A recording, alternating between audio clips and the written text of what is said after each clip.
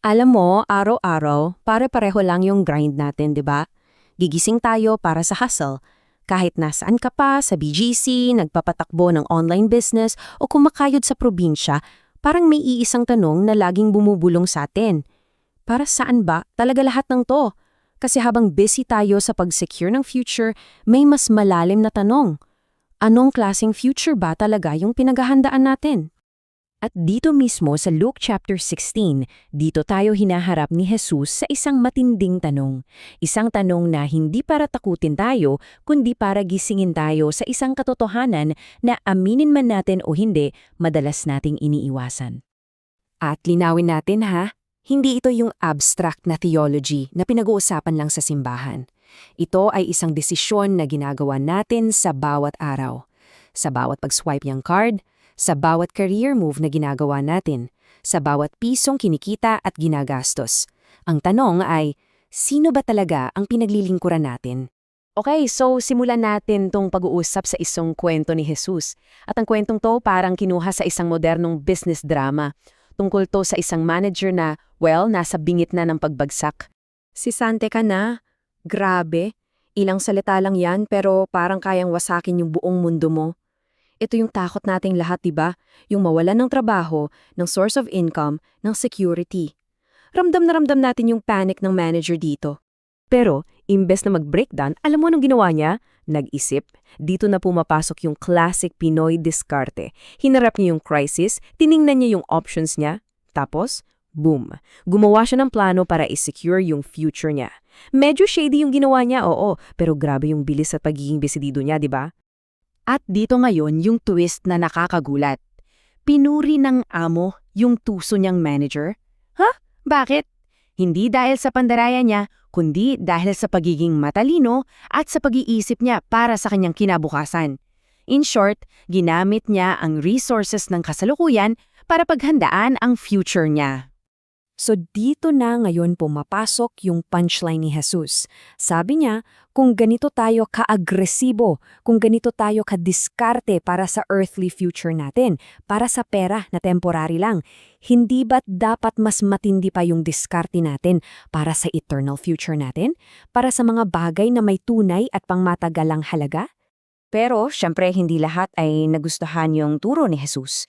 Yung mga nasa kapangyarihan, yung mga komportable na sa yaman nila, iba ang naging reaksyon. Ininsulto at pinagtawanan nila si Jesus. Bakit kamo? Simple lang. Yung mensahe ni Jesus ay direktang banta sa security at identity nila na nakatali sa pera at posisyon.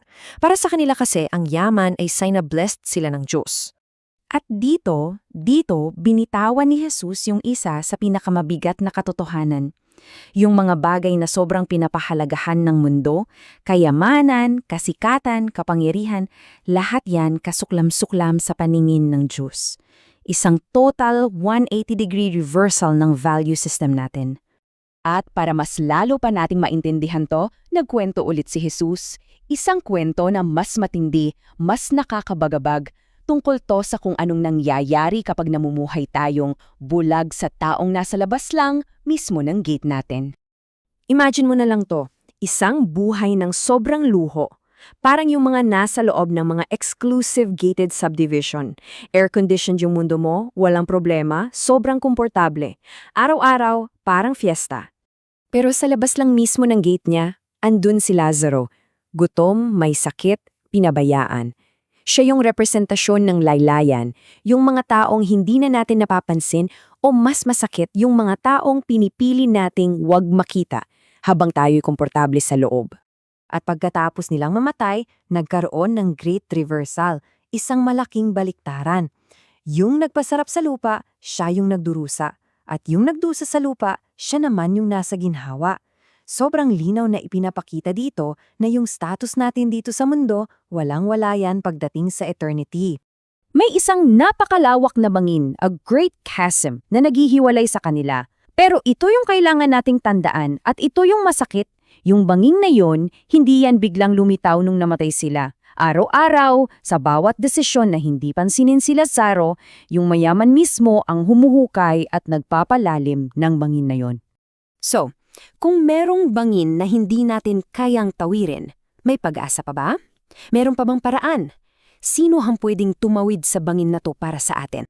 Ang sagot, isang tagapagligtas. Siya yung dumating para hanapin at iligtas ang mga nawawala. Siya lang ang nag-iisang handang tumawid sa bangin ng kasalanan na imposibleng tawirin natin na mag-isa. At ito yung nag-iisang mission statement, yung puso ng buong aklat ni Luke. Ito ang mismong dahilan kung bakit naparito si Jesus. Kita mo, ang tunay na bangin pala ay hindi lang sa pagitan ng mayaman at mahirap, kundi sa pagitan ng mga nawawala at ng mga natagpuan. At dumating si Jesus para sa lahat ng nawawala, nasa loob ka man ng gated subdivision o nasa labas nito. Okay, balik tayo sa dulo ng kwento. Sa gitna ng kanyang pagdurusa, may isang huling desperadong hiling yung mayamang lalaki. Grabe yung irony, no? Yung taong binaliwala niya habang nabubuhay, ngayon ay nakita niya bilang nag-iisang pag-asa para maligtas ang pamilya niya. Huli na nung na-realize niya kung gaano kahalaga si Lazaro. At ito yung pinaka-chilling na linya sa buong kwento. Parang isang propesya.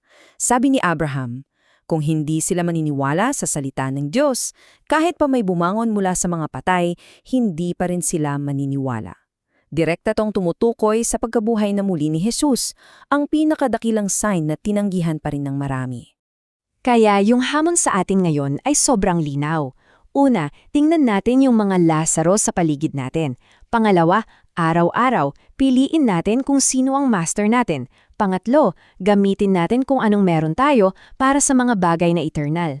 At higit sa lahat, maging tagapagdala tayo ng pag-asa. I-point natin sila sa Kanya na kayang tumawid sa anumang bangin. Yon ang tunay na walang iiwanan. Isipin mo yon, kahit may bumalik galing sa mga patay, hindi pa rin sapat para kumbinsihin sila. So yung tanong ngayon para sa'yo, para sa'kin, tayo kaya? Sapat ba tayo para maging mensahero sa ating kapwa? Para sabihin sa kanila na mayroong Diyos na handang-handang tumawid sa kahit anong bangin para lang maabot sila?